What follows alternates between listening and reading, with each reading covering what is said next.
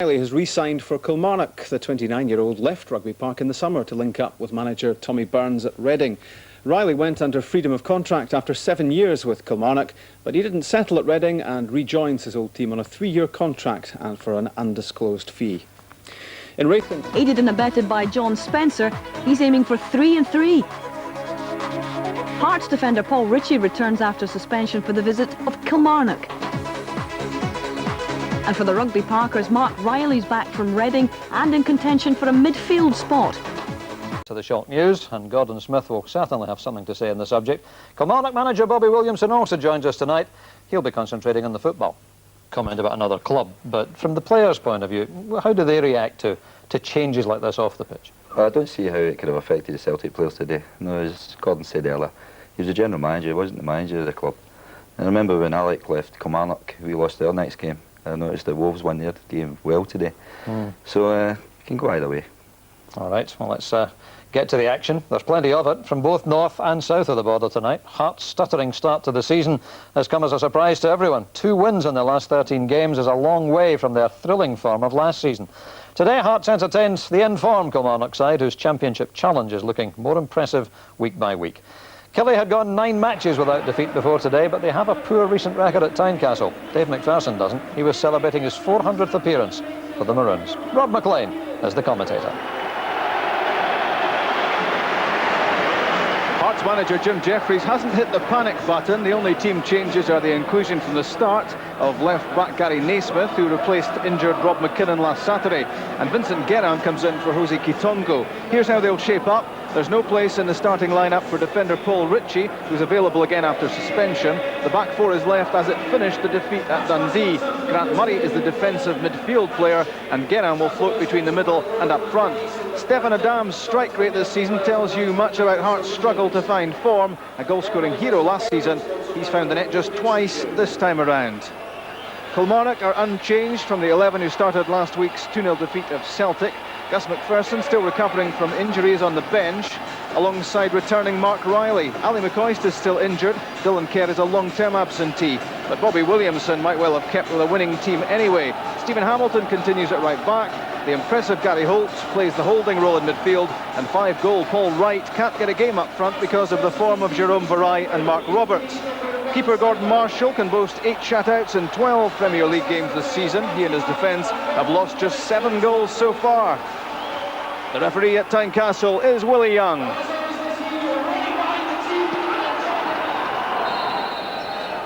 It's Kilmarnock who start the match on top form, high on confidence. A point behind Rangers as we speak at the top of the Premier League, and they know against Stephen Presley and Hearts that victory for Kilmarnock will put them to the top of the Premier League. They've had 2 other chances to do that this season and failed, hoping for a 3rd time lucky. Already asking questions of the Hearts defence. Kilmarnock starting here 10 points better off than Hearts, and looking to fulfil the role played by the Tynecastle team last season, that of serious title challengers. McPherson's throw for Adam. Good skill and wins a free kick. The foul was by Ali Mitchell. Good technique here from the Frenchman and obstructed by Mitchell. The first test, possibly, for Marshall.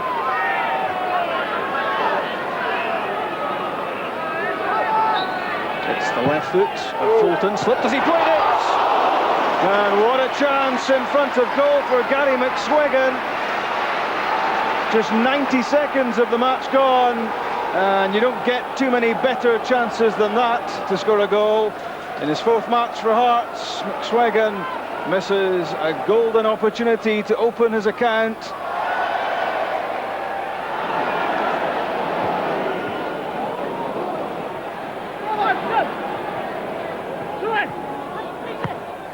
Back for Baker. Now Gary Holt. Support from McGowne. A long angle ball. Good one too. Here comes Ali Mitchell. Trying to withstand the lock challenge there. Mitchell again. And tugged it wide that time. A scorer 7 days ago against Celtic, Mitchell. This time off target with the effort.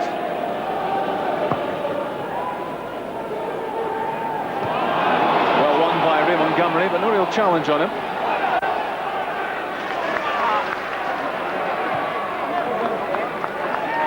Kept in by Naismith. And turned out by Hamilton.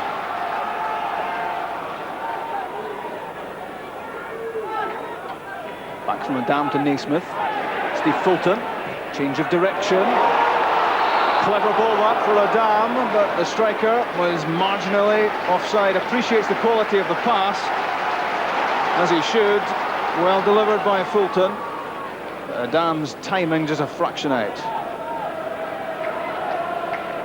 Steve Fulton will be aware that the Scotland manager Craig Brown is watching, looking to play himself back to the fringes of the national scene. That was well won by Guérin, chased by McSwagan, pulled down by Montgomery, and Ray Montgomery could be in big trouble here. And it's just a yellow card for Montgomery. That is well worth a second look. Was Montgomery the last man as McSwagan raced through the middle? And there must be a strong claim here that Montgomery should have been red carded for the infringement on McSwagan as he stopped a goal scoring opportunity. A moment of drama, another moment of drama in this opening few minutes in front of Gordon Marshall. Fulton and Guérin awaiting, struck by the Frenchman and knocked off the line. Did it cross the line? No, is the ruling. An incredible moment that. We'll see it again once the ball is dead. Here's Adam into the box. Stephen Adam. It's play on. Fury vented towards Willie Young. Hearts reckon they've been wronged twice here. The swerving effort from Guérin bounced off the line. Let's look at it. Did it cross the line? Off the underside of the crossbar. Was that behind the line? The ball was spinning, and when it came down for the second time, it was short of the goal line, knocked away by McGowne. Followed swiftly by a penalty claim. Stephen Adam was stumbling. Was he knocked over by Martin Baker? The decision of Willie Young was no.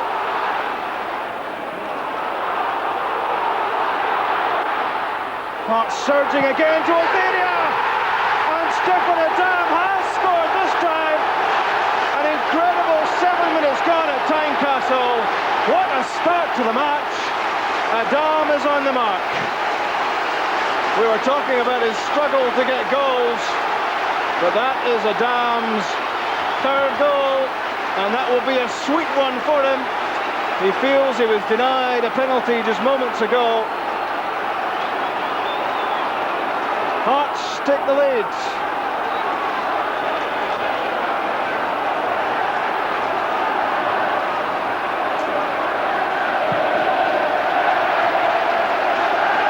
Well, Jim Jeffries has gone through the full gambit of emotions in the last few minutes, frustrated at decisions he felt went against him, and now that goal.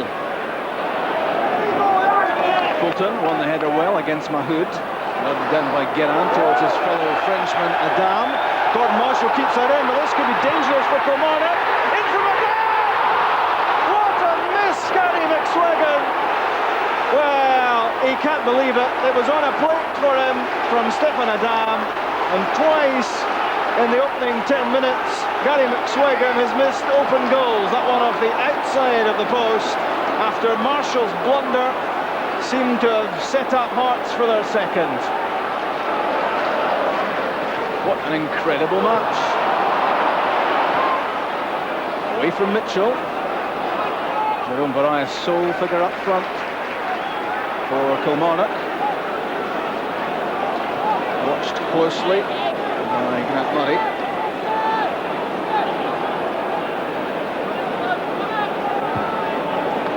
McPherson's header. And again. One through for McSweggan. Fouled by Montgomery. Gary McSweggan will still be reflecting on this moment when Gordon Marshall stopped the ball going for a corner kick, but this could have been so damaging for his team, and that is incredible, the miss from McSweggan. And now a counter-attack possible for Kilmarnock. It's missed by Presley. Here's Vareille. Cut out by David Weir. That's good defending. And he had some covering to do there after the slip by his central defensive colleague Presley. The Durrant corner kick, ricocheting around, out comes Rousset, he's got it now. Very nervy, inside their own box, their hearts. Guérin's pass, he's been very influential in the opening moments. Well cut out by Montgomery.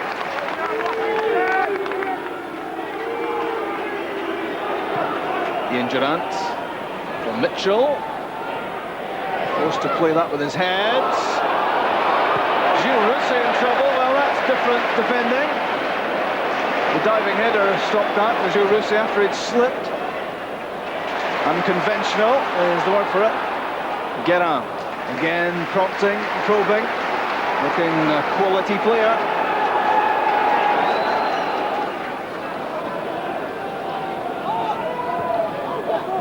Baker's pass, finding Roberts. That's a lead from Mitchell. Now Durrant. And Baker again.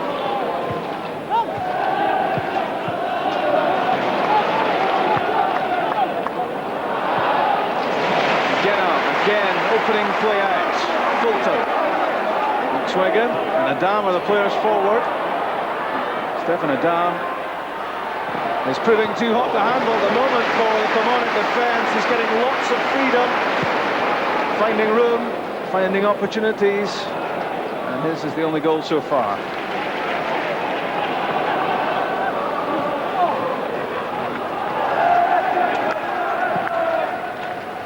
As for McSweggan, won the header and knocked it down for Frenchman Guérin. McSweggan intercepted by Martin Baker. Gets it back from Mark Roberts. Kilmarnock trying to get players forward and support. Mitchell on the outside. Mark Roberts through the middle. Presley with him. Back in from Mitchell. It's high, it's hanging. Gilles Rousset's lost it. Jérôme Vareille can't get there. And finally knocked behind by David Weir. Rousset is furious at the challenge on him here by Jérôme Vareille, his fellow Frenchman. And the protests of Rousset earn him a yellow card. Still not happy. It's a corner kick. We'll have to concentrate fully on this. In from Durrant. And the effort from Alan Mahood. Charged down. Now McSweggan. This game being played at an incredible pace. In for Adam. First touch is a disappointment for him. And cleared by Montgomery. If Adam could have pulled that down a bit more effectively, there was a chance on there.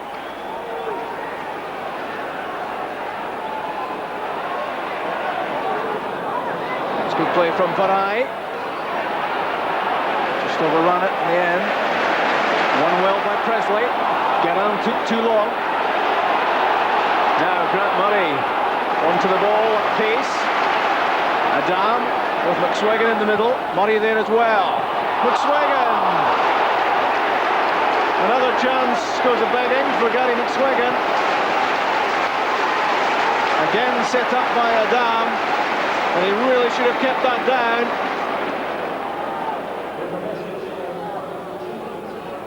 Inside stoppage time at the end of the half. 2 minutes to be added. Ian Durrant trying to make things happen for Kilmarnock. Vareille's pass for Ali Mitchell. Roberts and Mahood in the middle. Cleared by Presley.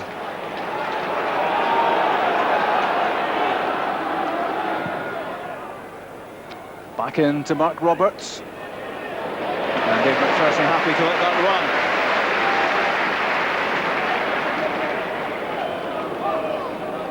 McPherson on his 400th appearance for Hearts. There was a presentation to him before the start. And up and under from Gary Locke. Controlled well by Gary McSwegan. Good skill. Trying the shots. I think it took a deflection on the way through. Saved by Marshall. But what was impressive there was how McSwegan worked the opening. It came off the rear quarters of Ray Montgomery and plucked out of the air by Marshall.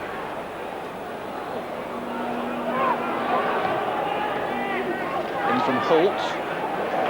Flicked away by Geraint. Adam. Geraint again, always looking around, always aware about what's happening. Adam keeping the ball well. Fulton to Naismith. This could be the last attack of the half. Onto the right foot of Naismith. And drilled wide. Superb set-up work again there by Hearts. All that was missing from Naismith was the shot on target.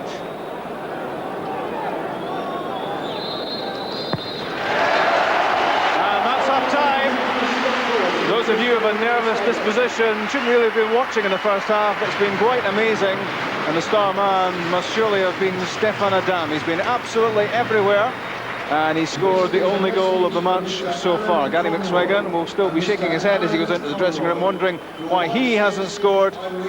This was the shot from Geraint from the free kick, which bounced twice on the line before being cleared by McGowne. Jim Jeffries reckoned that was in. Willie Young reckoned it wasn't. This was the goal from Stefan Adam, drilling in goal number 3 of the season. Pure delight from him. This was a blunder by Gordon Marshall. Give it to Adam, and how did Gary McSwegan miss that? In fact, in the first half, there were 3 misses from Gary McSwegan. Add to that a penalty claim from Stefan Adam. And it's been a thrill a minute in the first 45 at Tynecastle. And surprising to note, there's only one goal. It's Hearts 1, Kilmarnock 0.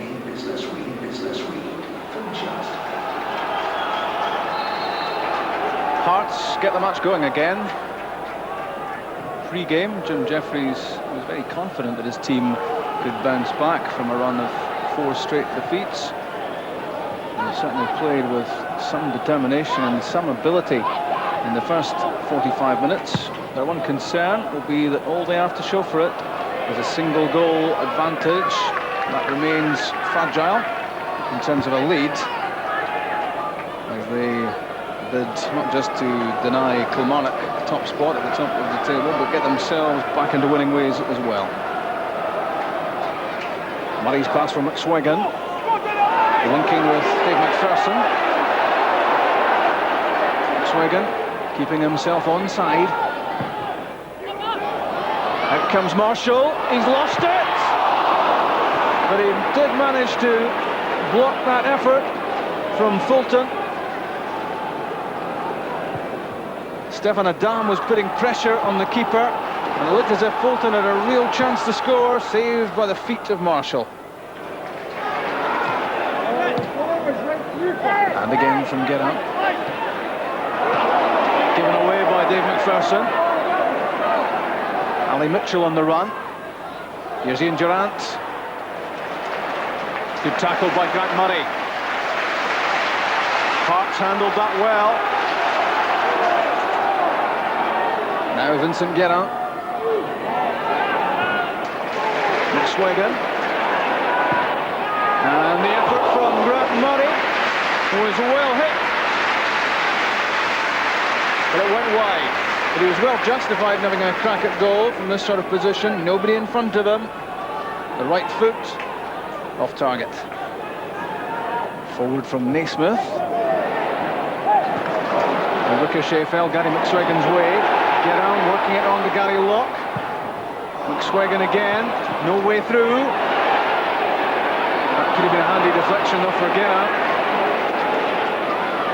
Now Kilmarnock breaking forward, loose pass from Durrant. No chance for Mitchell. That's dangerous from Gary Naismith. Now Vareille, away from Naismith, and too long with the cross into the box. Chance goes begging there for Kilmarnock. Naismith was at fault there. He dived in here against Vareille. The ball in was too powerful.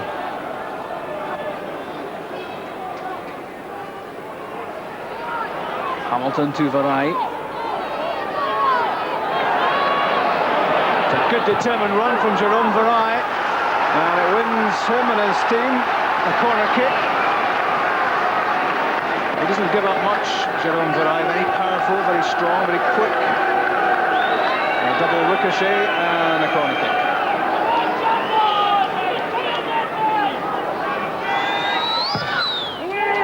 In from Durrant, the neatest of touches off the head of Fulton. There's Ali Mitchell, flighted in.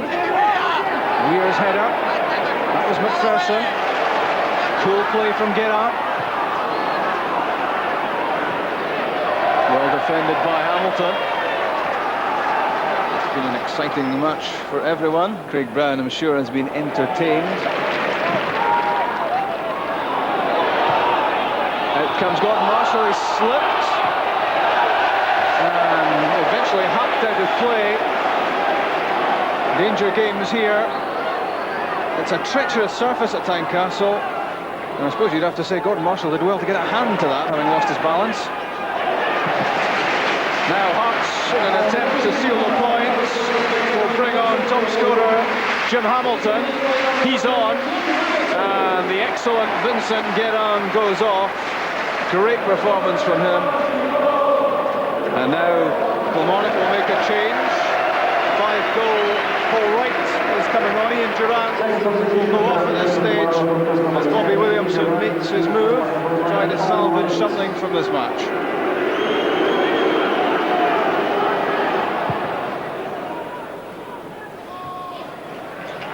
That was Grant Murray. Baker having a long look at the penalty area. Paul Wright's flick.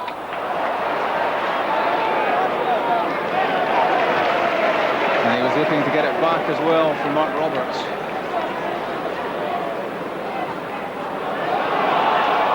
Here's Wright, putting it in front of Roberts. That's a good flick from Mark Roberts.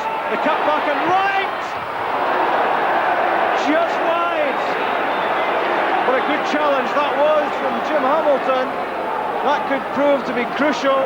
You bet your bottom dollar on Paul Wright scoring here as the ball was played back to him by Mark Roberts. But so important was the presence there of Hamilton. Just for a moment, Paul Wright thought that was goal number 6 of the season, and the goal that might well rescue a point for his side. Hearts are making a double switch. Both the front two are coming off, Stefan Adam and Gary McSwagan. And on come Wanjo and Jose Kitongo.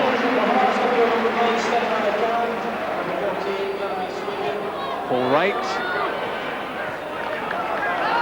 And doing enough to force Stephen Presley into conceding the corner kick. He looked to have time there to have made a more convincing clearance.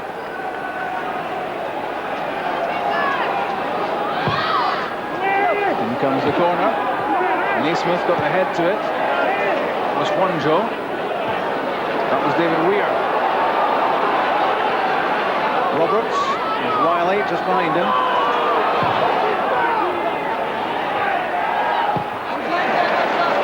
Cleared by McPherson. Good header from Wanjo. There could be something on here for Hearts. Jose Kitongo didn't get a good first touch to it because both Fulton and Wanjo could have been set up. And here's Wanjo again. What can he do this time? McPherson's in the middle, and it's a chance for Fulton. Steve Fulton seals the points for Hearts.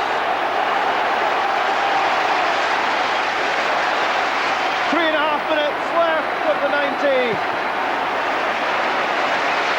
And Steve Fulton, having just clocked up 100 league games for Hearts, was on hand here when the ball broke off Lee Montgomery The shot. Gordon Marshall got his foot to it, but he couldn't keep it from going in the back of the net. Hearts looked as if they'd had a chance to score just moments earlier. This was good play from Wanjo, the former Barcelona youngster. Deflected off Montgomery, in off Marshall. The goal for Steve Fulton. And that must be the goal to make sure that Hearts will win this game. 2-0.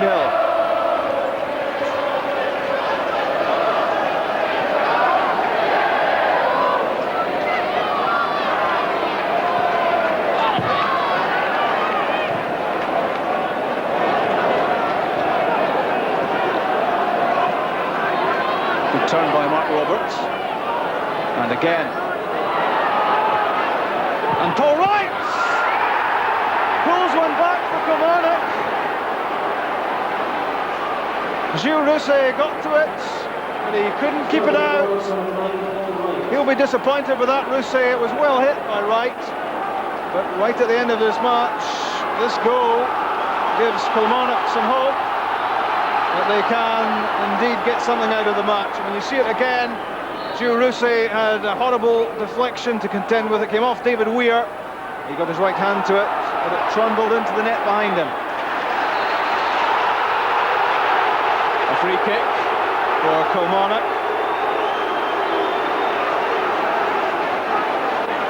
Bobby Williamson winding up his team.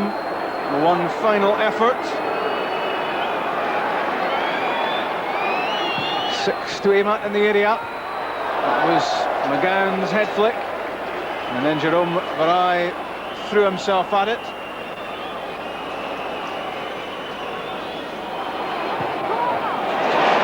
Hamilton, lovely change of direction, finding Wanjo, holding it up, waiting for Hearts to get players forward, if indeed they do. Wanjo still has it, great skill. Away by Gordon Marshall. It's easy to see why the Tynecastle faithful have taken to this young man in his early days at Tynecastle. Kitongo chasing. Marshall's header. Long ball from McGowne. David Weir is behind it.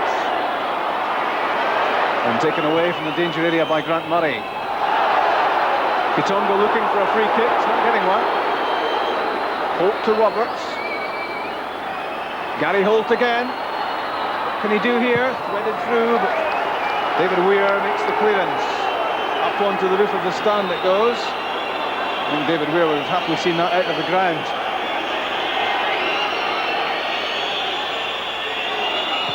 It's bouncing around in the penalty area, cleared by Naismith. In from Reilly.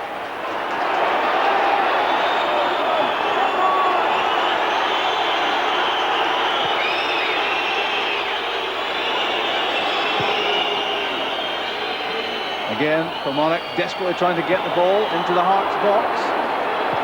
And just as desperately, Hearts knock it away. Vareille leaves it for Baker. Claiming a deflection. He was looking for that shot, though, initially to swerve off the outside of his left foot.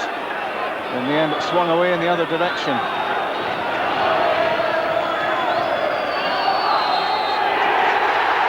That's full time, and Hearts have ended their losing run.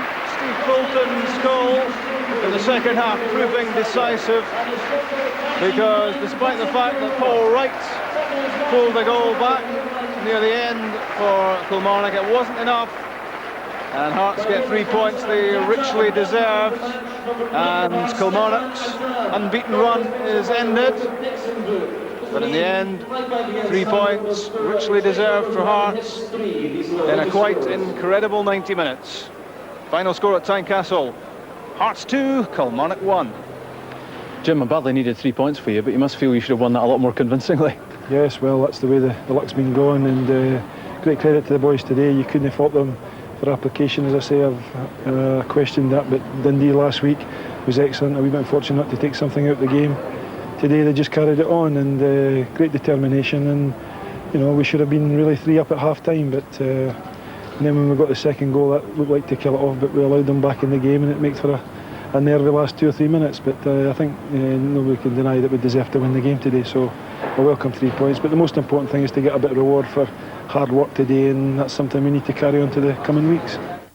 Bobby, it was a game I enjoyed watching. I think Gordon quite enjoyed it as well, but I'm sure you didn't enjoy it quite as much. Not the second time. I enjoyed it during the game when you actually seen all the action and not just the highlights. But going to the highlights, Hearts definitely deserved their victory. Yeah, but do you feel perhaps that that perhaps didn't reflect well on your side, that you played better than maybe we've seen there? Well, I felt we had a couple of opportunities to score goals that weren't showing. Martin Baker had a good header and the goalkeeper saved, but by the by, Hearts definitely had the far better chances, and they'd have been hoping that they could have won with more goals. Yeah. Gordon, Hearts perhaps could have won it by more? If they'd taken the chances first half, I mean, they had good opportunities there. They had more pressure in that period. Let's look at 1 or 2 of the incidents then. In fact, there could have been a red card very early on, Bobby, of course. Ray Montgomery on another game might have been red carded for this, but soft one, wasn't it? That's right. You see the boys away from Raymond. He's had a wee tug at him. Then 2 years later he goes down and Big Marsh is sweeping up. But I've seen them sent off for that. Unfortunately for us, it was only a yellow card. Yeah. Gordon, was it a red? I think I would have thought that that's a red card incident, because Ray Montgomery does grab him early, although Gary McSwiggan realises he's not going to get there, and it's a continental aspect of it, going down. When players in the continent get their shirts pulled in like that, they fall. We're not been used to that in this country, but Gary McSwiggan does it there, and I think Ray Montgomery's fortunate not to get a red card, because he was last man. There's no disputing that fact, and if Gary McSwiggan gets onto that, he could score. Sure. We had a ball over the line incident, didn't we? Vincent Guerin's free kick, which I don't think it was over, but it well, there were at least 2 bounces on the line, weren't there? I've looked at it about 12 times, and I see it again now, and it's definitely not in. You know, Russian linesman might have given that, but I think that it's a great free kick. He gets it up and over the wall, tremendous power, pace, accuracy, and at the actual match itself, I thought this is landing in the net, but you can see it there. At the time I did, because the net shudders. But you actually see it. Big Marsh has actually got a hand to it, and it's came down and bounced about the line. We're quite fortunate, never ended up in the back of the net. I think it's Kevin McGowne that clears it, and it's going in even now, isn't it? That might have rolled into the net. Big Kev's done well, he's followed it in, and not the best at clearances, but he's got it off the line. Absolutely. Now, Gary McSwiggan had one of those days, Gordon, didn't he? He'd, certainly a contender for miss of the season, but on another day he might have had a hat-trick, because there were another couple of chances for I thought he played really well first half. He and Stephen Adam were tremendous up front, lots of pace that was causing Kilmarnock tremendous problems, but here's the chances he had here. Look at that, ball whipped in there, really should have done a lot better. Bobby reckons he made him in a little push on his defender there. You can't quite see it in the TV, but it's a good free kick, and he gets through, hits the target here, he probably scores. It's a good low header, but a bad miss. Too much on it, didn't it? Yeah. And well, what about this one? This is it's a good one. McSwiggan must score. It's a good one. I'm going to put my video together. Misses of the season, there's another one there. Harold Brackback will be happy to see that one tonight. That's up there with his. Gordon Marshall, doesn't do particularly well here, and Stephen Adam knocks a brilliant ball to the back post. Gary McSwiggan, you're just thinking McSwiggan must score. Open goal. I think maybe Ray Montgomery's just run across goals, definitely put him off. And the third one here, great work, Stephen Adam once again providing the opportunity. He doesn't do one thing or another. I think he's caught in 2 minds, Gary McSwiggan there. He's such a good game. He's missed 2 already, but I think he's not sure whether to pull this down or hit it first time, and he just knocks over. That wasn't a great chance. The other 2 were far better. Yeah, absolutely. Goals coming up then, Bobby, 2 to Hearts, 1 to yourself. Do you complain about every goal you lose, or can you always put it down to somebody's you can always put mistake? It down to somebody making a mistake somewhere along the line, and you're hoping that they're going to deal with it better. But as you see the goals coming up, you're hoping that we can do better in these situations. Can't really blame the goalkeeper for anything. There was a hook back with one of our lads. Could have went anywhere. That could have went anywhere. Unfortunately for us, it fell to Stephen Adam, who's finished it off superbly. Martin Baker goes with his left, went to his right, sending up there. Big Kev's went to his right, got a nudge, and it's fell to Stephen. He's finished it superbly well. Yeah, 2 examples there of the ball could have gone anywhere, it just fell back for you. And this one as well, similar sort of thing, I suppose, isn't it? Well, that's right. The guy's getting behind us here, and the one ball's beat the 2 of your defenders there, and it's been kicked through the player. Marshall's got a leg to it, but he couldn't keep it out. And some consolation for you, obviously, with Paul Wright's goal, but as you say, 2 defenders going for the same ball there, and easy one for Steve Fulton, really, in the end. That's right. He's done well, actually, Steve Fulton. He's kept it down, and he's hit the target, and that's what matters. Paul Wright's done the same here. a bit more pace on the ball, and fortunately he's been through a ruck of players and into the back of the net for us. It would have been really interesting if Kilmarnock had scored. The Matt Reilly just slips it in field here, and Paul Wright, good strike from him. It would be interesting if Kilmarnock had got that goal when it was 1-0, because they were pushing forward a lot. Hearts had the better the first half, but when it was a 1-0 lead, it was precarious. Killie were pushing, trying to get an equaliser, and then Hearts got that goal which relieved them unbelievably. You could just see the relief in the players more than anything. But they deserved a win. This is more like the Hearts were known, back to their best again, and certainly the players worked really hard. You have to work hard to play against Killie, because they work hard, but Hearts worked hard today. Absolutely. Having said that, Killie's first defeat away from home and the end of a good run for you, Bobby, which no doubt will come round again. How would you evaluate these two clubs, Bobby? You've obviously played against both this season now. Yeah, both of them are going through transformations at this moment in time, with Billy just coming in and Paul in his 9th game there. So they'll be looking to put a mark on their teams, and Paul's obviously not happy. Some strong words there from him. And wee Billy knows his squad. He's been there a few years. He knows what he's got available to him. And obviously he's looking to strengthen as well, but he'll be happy with his point today. Yeah, John Spencer's done well, 2 goals in 2 games before today, and instrumental in the first goal. We can look at the 4 goals again, and it's a nice little ball this from John Spencer, Bobby, isn't it? Yeah, he's just helped it back into the danger area, really. And he's a great wee player. He's busy and he's lively, and he's got great ability, and he knows where the back of the net is. But when he's finished it well with his right peg. Sitting alongside 2 strikers, of course, and Gordon, I'm sure you appreciated Billy Dodd's turn and shot for this goal. Yeah, I thought Owen Coyle's goal was brilliant, and this as well. This is even a more difficult one. This is involving a turn, you know, onto his foot. No backspin on it at all, and didn't have any back lift on the shot at all with his left foot, and he's stuck it away in the corner. Typical Billy Dodd's sharpness there. Yeah, and a poacher's goal from Owen for his second one, Bobby, wasn't it? Great movement for the men in the wall there. Big C must have seen it late, and maybe was expecting a chip into the box. The boys had a great strike there, and he's followed it in. Yeah, and Siggy Johnson, great header, if an unchallenged one, Gordon. Yeah, a superb execution of a header here. I mean, he gets up here. He is unchallenged, but it's some leap. I mean, it would have been really difficult to put him off here. Look how high he's up. He gets the power in it. The perfect timing of the header, you have to say, because it's just flown right into the corner. Absolutely. So, share of the points in at Tannadice. Now let's round up the rest of today's results. The top 4 in the Premier are unchanged, although Celtic's goal difference was boosted after their astonishing 6-1 win over a Dundee side reduced to 10 men when Barry Smith was sent off. Henrik Larsson scored a hat-trick, which included 2 penalties. Mark Burchell scored twice, and Simon Donnelly got the 6th. Aberdeen collected their first win in 12 games, with Ian Jess scoring both in the 2-1 win over bottom-of-the-table Dunfermline. Hibs are cup final rehearsal, Bobby. Does that actually mean very much? I wouldn't think so. Psychologically it may do if St Johnstone can get a result, and they'll give them a lot of belief going into that cup final. But it'll be very difficult. I watched Rangers the other night there against Bayer Leverkusen, and they're very accomplished and they're very solid at the back now.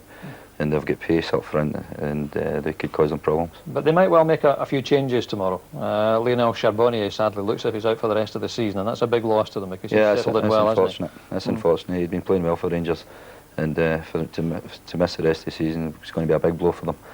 But yeah, I think it's going to be a quite interesting game tomorrow night. Absolutely. And I can't help but be impressed with the job that Sandy Clark's done in a relatively short time at St Johnstone. That's been excellent. He's getting a good response from his players. They do certainly work hard.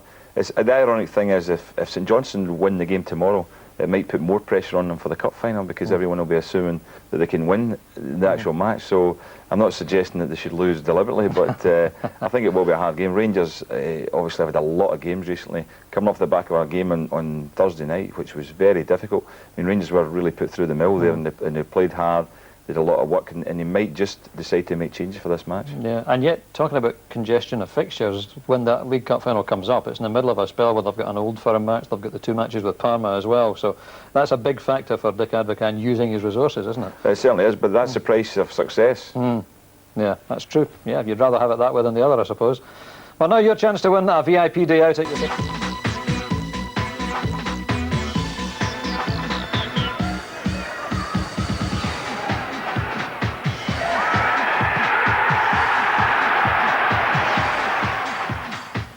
So choose one from 7 goalie Paul Lambert, B George Alberts, C Ian Jess, D Rod Wallace, E George O'Boyle, F Nathan Lowndes and G Mark Roberts. And once you've made your selection, call this number. It's 0891 447755. Calls cost 50p per minute, and our lines close at 6 o'clock on Saturday the 14th of November. Yeah, some genuinely outstanding goals there. Now, our two featured matches from the English Premiership. Quite a debut, wasn't it? It was also booked, incidentally, in the second minute. Yeah, he was unlucky not to get a hat-trick. He was just slightly offside. Sometimes you think he should maybe get the benefit there, especially when they're going for a hat-trick, but that's an awesome strike force there with him and Killie. They'll cause lots of problems for teams. Right. Both big, strong and That's quick. Right. They'll knock people about and they'll get a fair share of goals. Yeah.